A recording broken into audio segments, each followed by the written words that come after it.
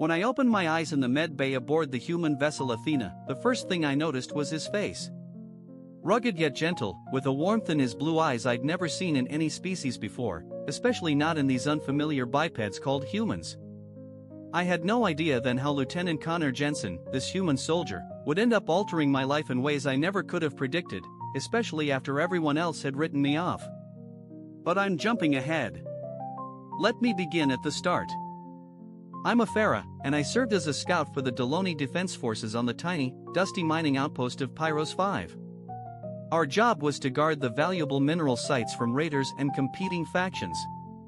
But honestly, for someone my age, it was a dull assignment out in the middle of nowhere. That changed when the krill arrived. The krill were a ruthless insectoid species, all jagged angles and an icy, relentless malice. They attacked without warning, swarming over the outpost defenses and slaughtering anyone in their path. I watched in horror as they tore apart my squad mates, ripping through armor and flesh with their razor-sharp talons. Frozen with fear, I barely managed to grab my rifle and take cover behind some mining equipment. My hands shook as I fired wildly into the mass of swarming bodies. Each shot seemed to only enrage them further. I knew it was hopeless. There were too many and I was just one scared soldier about to meet a gruesome end. A talon slashed across my abdomen and I collapsed. Bright green blood pouring from the wound. As my vision began to fade, I thought I glimpsed strange craft descending from the sky, spewing fire at the krill. Then everything went black. I thought that was the end. Just another forgotten casualty in an uncaring galaxy. But fate, it seems, had other plans. I woke up with a start, instinctively reaching for my wound, only to find it wrapped in strange white dressings. As I blinked against the harsh lighting, my eyes took in my unfamiliar surroundings: gray metal walls, beeping machines with blinking lights. Over me leaned a creature I'd never seen before. "Easy there," it said in a deep yet soothing voice. "You're safe now.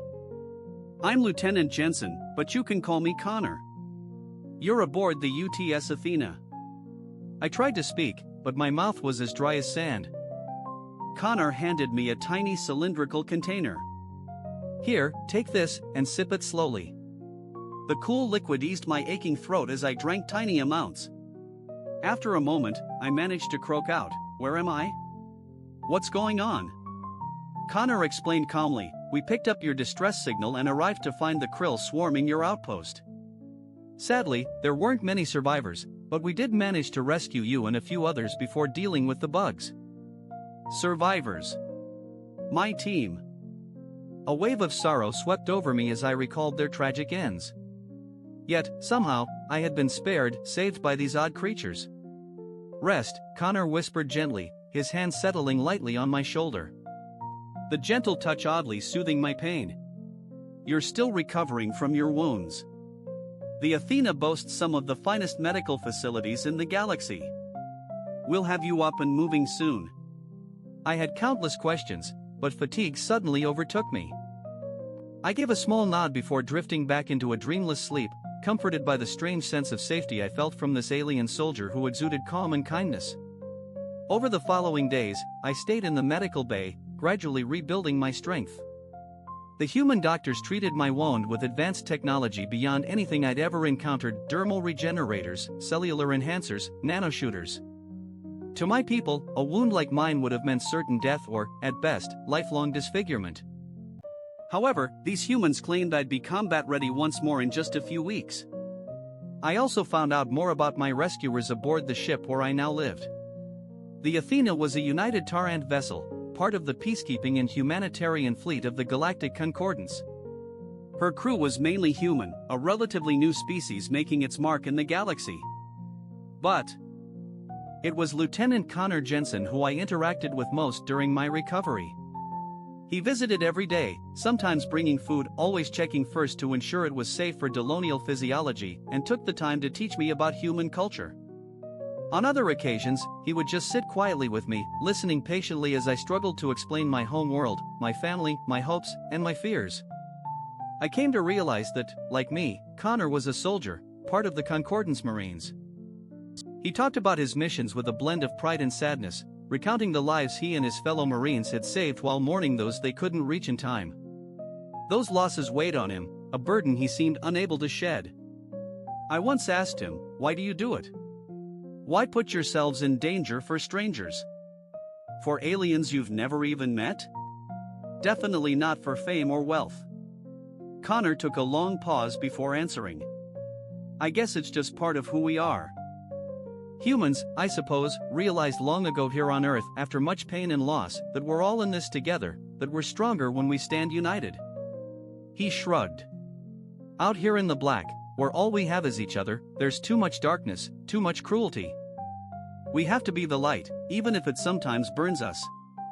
We have to keep trying." This feels so strange compared to the pragmatic, often ruthless ways of my own people. Risking your life for someone you don't know seemed reckless, a sign of weakness.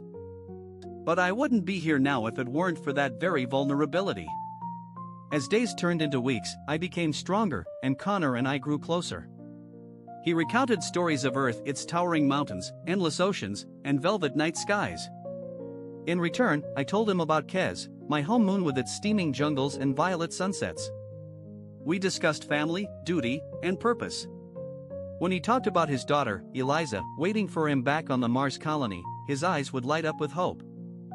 He once told me it's for her and kids like her that we do what we do out here, to make the galaxy a little safer, a bit brighter, so that maybe someday they could find real peace. Peace wasn't a state I was very familiar with. Life was about struggle, conflict, and competition. The strong survived, the weak fell away. That was just how it was.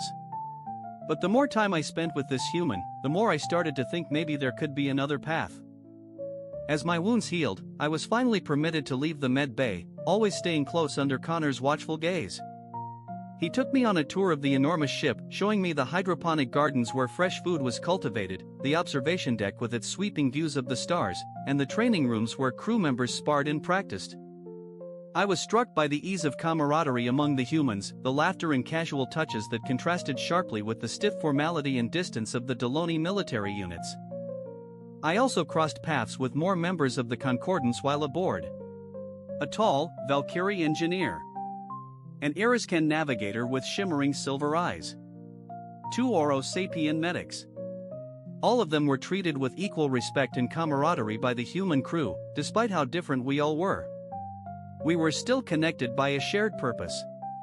But doubt lingered in my mind. What was my role now?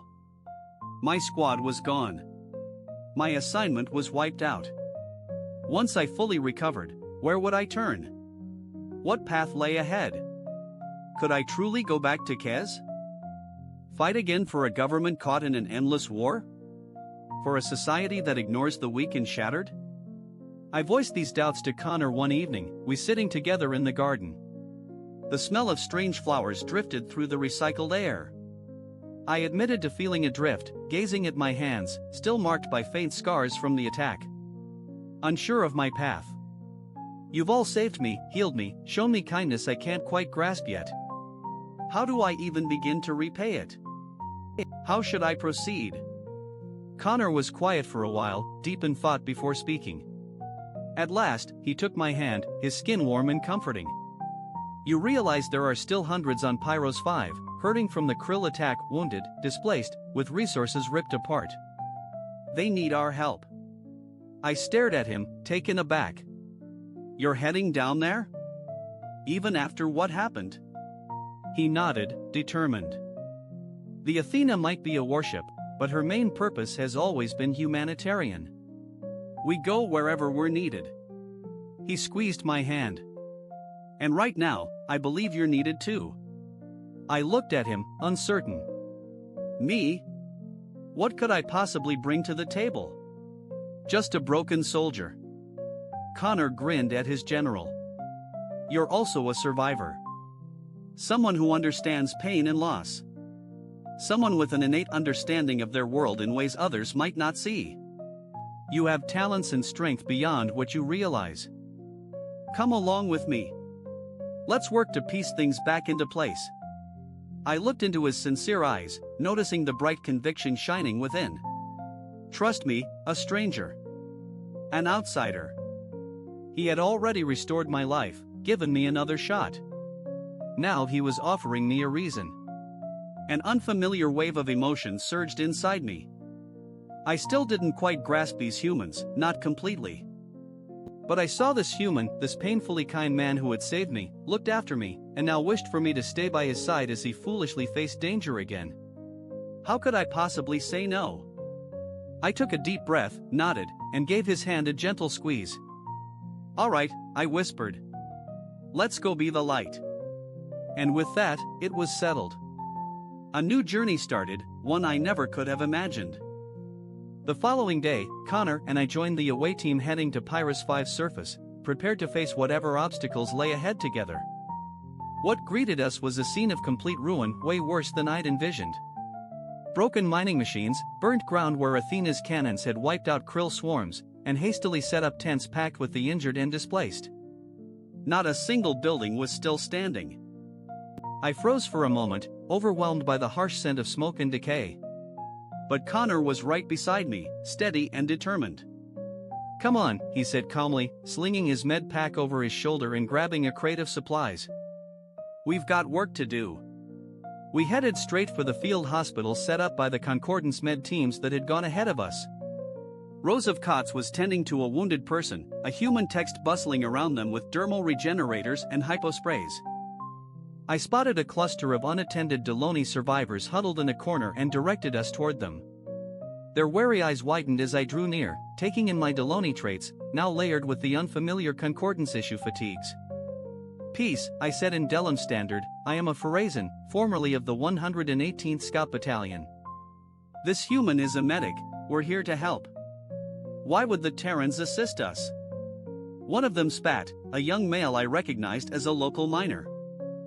"They're not our concern. We were hardly more than a dot on their star maps before all this." Others nodded in silent agreement, their expressions lined with hurt and distrust. Before I could say anything, Connor knelt to their height, pulled out his pack, and offered an iridescent vial. A powerful Deloney painkiller. "You're right," he said calmly. The translation device on his collar converted his words flawlessly into Delon Standard. "We're not here out of obligation or politics, we're here because you're hurting and we have the means to ease that hurt. That's all the reason we need." The miner stared at him for a long moment, evaluating. Finally, he reached out to accept the vial and Connor began gently rolling up the miner's shredded sleeve to treat his lacerations. The others watched tensely, some wincing in shared pain, but none shrank away when their turns came. And so it went. We navigated through the survivors, Connor quickly and skillfully tending to their wounds while I translated and offered comforting words. Some we visited in crowded tents, treating illnesses and dehydration caused by poor sanitation. Others we helped with the grim task of carrying their dead, offering quiet words of comfort as they mourned their loss under violet skies. One was rapidly gaining a reputation for their cutting-edge technology, unwavering bravery, and a puzzling habit of helping those in need, even at great personal risk. We organized the delivery of food and supplies from Athena's cargo hold, making sure the rations matched the tastes of the Deloney and felt familiar. Wherever we went, I noticed the initial distrust and resentment in my people's eyes slowly melt away, replaced by cautious gratitude, even a hint of wonder, as they watched Connor and the other humans work tirelessly, expecting nothing in return, no praise or payment. It was a change in outlook, understanding that compassion and unity could be powerful assets on their own. It wasn't always smooth sailing. There were times when frustration or helplessness crept in, overwhelmed by so much tragedy. One morning after a restless night caring for a child's terrible burns, I spotted Connor on the edge of the camp, his head hanging low and shoulders heavy with exhaustion. "Hey," I said gently, moving to stand nearby. "Are you all right?" He looked my way, offering a tentative smile, lost in thought about how we wish we'd arrived earlier, could have done more. I gave a slow nod, feeling the same weight of those thoughts. The Deloney took pride in our tough defenses, yet our outpost had crumbled so fast. How many more lives could we have protected with the Terrans' better weapons? Their unbreakable spirit. But wishing didn't alter anything. "We're pushing ourselves as hard as we can," I reassured him. "You showed me that, and just look at what we've managed to do in only a few days. My people aren't quick to trust, but you've introduced them to a new path. Hope where there was none before." Connor's stance relaxed a little as he absorbed what I said. I suppose you're right, he admitted.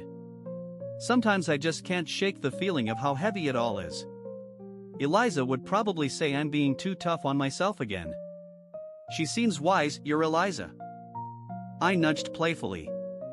You really ought to pay more attention to her. You little troublemaker, he replied with a laugh, bumping his shoulder into mine. That simple touch gave me a little thrill. These moments with Connor, the relaxed joking and the gentle physical closeness, felt more authentic than anything I'd ever experienced. As natural as breath. We fell into a peaceful silence for a while, watching the Pyros and the twin moons slowly edge toward the horizon. Behind us, the soft murmur of the waking camp carried on. At last, Connor faced me squarely, his face twisting into an unreadable expression. What will you do once our work here is finished? He asked softly. Have you thought about it? I paused, a faint flicker of doubt swirling in my stomach. Honestly, I'd been avoiding that very question. The Athena and her crew had started to feel like home. Connor, on the other hand, had become something else altogether. I mumbled, voice trembling with an unloved squeak. Back to Kess, I guess, to give my report to command. But the words felt empty, and the idea of leaving now was almost physically painful. Connor kept looking at me, searching. For a moment that took my breath away, I thought he might reach out, but he just nodded and turned back to the horizon where the first glimpse of sunlight was breaking through. Well, you've more than shown what you're capable of here, he finally said. Show them your resilience, your adaptability, your compassion. He shot me a quick sideways glance. The Athena could really use someone like you, same with the Concordance. If that's something you'd be interested in, I stared back at him, my heart pounding in my chest. Was he really asking me what I thought he was offering me a spot among his crew? A shot at picking up where we left off, not just here but out there in the endless, twisting expanse of space? My mind drifted to my squad, to my past life, what it had been and what it could never become again. Then I thought of Athena, the sense of purpose and brotherhood I discovered there. Of how Connor made me feel challenged, appreciated, truly seen in ways I never had been before. Maybe this wasn't just some assignment, more than duty or responsibility. Maybe it was the start of everything. I inhaled shakily and straightened my shoulders, locking eyes with Connor with a steady, resolute look. Yes, I said firmly, I want that. I want to stay on the Athena with you and the crew. The grin that spread across Connor's face was radiant, almost transformative. An involuntary smile crept onto my own lips, a surge of joy rising from deep inside me. This felt right, like I was exactly where I was meant to be. Fine, Connor said, his voice tinged with genuine excitement. Let's seal the deal. He extended his hand to clasp my shoulder, the contact burning through my uniform layers. Welcome aboard, Aferra, ensign of the Galactic Concordance. The next few days blurred together in a flurry of activity, the demanding work hardly registering anymore. Now I had a future of my own making, one filled with purpose and hope. After wrapping up our relief efforts on Pyros 5, the survivors were safe, and supplies were in place for the long road to rebuilding. I said goodbye to those I'd come to know, promising them that the Athena would stay in touch and they wouldn't be forgotten. Back on the ship, I was given official quarters and started focused training to become part of the crew. Connor naturally assumed a leadership role in my training, instructing me on breaking down customs and protocols, helping me sharpen my translation skills, and pushing me in combat drills once he learned about my scouting expertise. I told him once, exhausted and dripping with sweat after a particularly intense sparring match, never to hold back with me. I may be new to your methods, but I'm no delicate flower. Connor chuckled as he reached down and helped me to my feet. Noted, he said, Riley, I'll keep that in mind next time I hear you cursing my name from the mats. Finding my footing among Athena's eclectic team, I couldn't help but be struck by how effortlessly I was accepted and respected, so different from the stiff hierarchy of the Deloney units. Here, I was appreciated not only for my skills but also for my unique insights and background. Yaris, the Valkyrian engineer, eagerly asked for my ideas on tweaking the ship's shielding to better handle krill plasma blasts.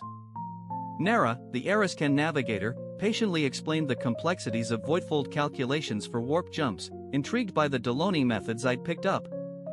Meanwhile, in the med bay, I exchanged knowledge of Deloney physiology and field medicine with the Aurosapien doctors, absorbing their advanced techniques in return. It was a beautiful mix of cultures and ideas, a harmony that brought out the best in all of us, and throughout it all, Connor was my steadying presence, my mentor, and my fiercest supporter. We settled into a comfortable rhythm, working and training side by side, sharing meals in the galley, and often closing our day by stargazing on the observation deck, swapping stories about our worlds. Sometimes he'd mention his daughter, and the sadness in his voice made my heart feel heavy. He missed her desperately, I could tell. One evening, as a bright nebula floated across the view screen, he said, "She would love you, you know. Eliza's obsessed with other species, always asking me to tell her stories from our missions." He gave me a sly smile, suggesting that meeting her own Deloney warrior would likely make her entire year. I looked down, cheeks warming at the thought. "I'd be grateful to meet her someday," I murmured. "If you believe she wouldn't mind a visit from her father's alien partner," the words slipped nervously, feeling bold and unfamiliar. Connor froze, his eyes widening slightly. "Partner," he repeated quietly. "Is that what we're?" I chased the words with a hard swallow, meeting his gaze. "Isn't it, unless my feelings are one-sided?" That thought made me wish I could curl inward like a dried leaf. "No," Connor murmured, grasping my hand and drawing me nearer. "Never one-sided, never that way." His other hand lifted to brush my cheek, his rough palm surprisingly tender. He pressed his forehead to mine, a deeply intimate gesture. "Aferra, you've become my everything. I never saw this coming, never imagined I'd feel like this again. But you make me want to try, my breath quickening, my heart pounding in my ears." I reached up to brush my fingers wonderingly over the pale stubble along his jaw. "Connor," I whispered, "I want this too. Want you, whatever comes." He made a rough sound, almost a growl, and then his lips were on mine, hot and insistent. I gasped into the kiss, my hands fisting in the front of his uniform, as he hauled me flush against him. The taste of him was intoxicating, addictive. I lost myself to the heat of his mouth, the slide of his tongue against my own. Nothing had ever felt more right. We lost track of time, wrapped up in each other, trading lazy kisses and murmured words of affection. It was only the chirp of Connor's communicator that finally broke us apart, flushed and breathless. "Connor here," he answered, voice still gravely, his arm stayed firmly around my waist. "Lieutenant," reported Captain Haber's dispatch tones. "We've just picked up a distress signal from a civilian vessel near the C-band asteroid field, with possible krill radar activity. I need you to put together a tactical team for an interception and possible rescue operations." Connor and I exchanged a quick look, adrenaline already surging through me. "Understood, Captain," he responded, and since Zen and I will be in the hangar in 10 minutes, Connor signed off. As we scrambled to collect our gear, I felt that fierce grin spread across my face. This was who Connor and I were, guardians, protectors, facing any danger and defying any odds. We would be the beacon in the dark, the hope for those who had none. Always together, as long as the stars shone, and I knew deep down that I'd finally found my true calling, my purpose. With this team, with this incredible person by my side, I felt completely at home.